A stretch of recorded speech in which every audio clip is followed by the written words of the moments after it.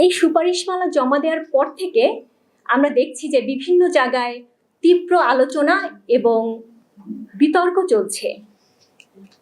বিশেষ করে বিয়ে, তালাক, উত্তরাধিকার এবং ভরণ পোষণ সংক্রান্ত যে বিষয়গুলো এবং নারী ও পুরুষের সমতার ব্যাপারে যেই কথাগুলো, এগুলো কোরআন সুন্নাহর সুস্পষ্ট লঙ্ঘন।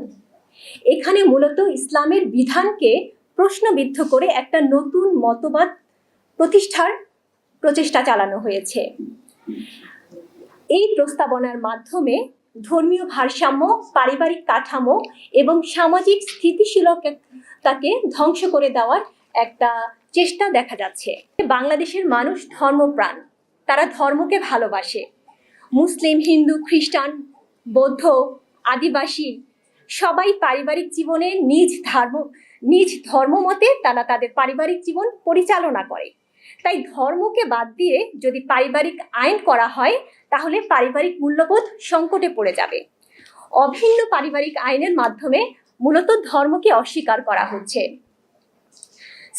এটা ব্যক্তি এবং পারিবারিক জীবনে ধর্মীয় অনুশাসনের হস্তক্ষেপ এবং সংবিধানে যে ধর্মীয় স্বাধীনতা দেওয়া হয়েছে সেই সংবিধানের ধর্মীয় স্বাধীনতার চরম লঙ্ঘন এবং সেই মূলনীতির সাথে সাংঘর্ষিক।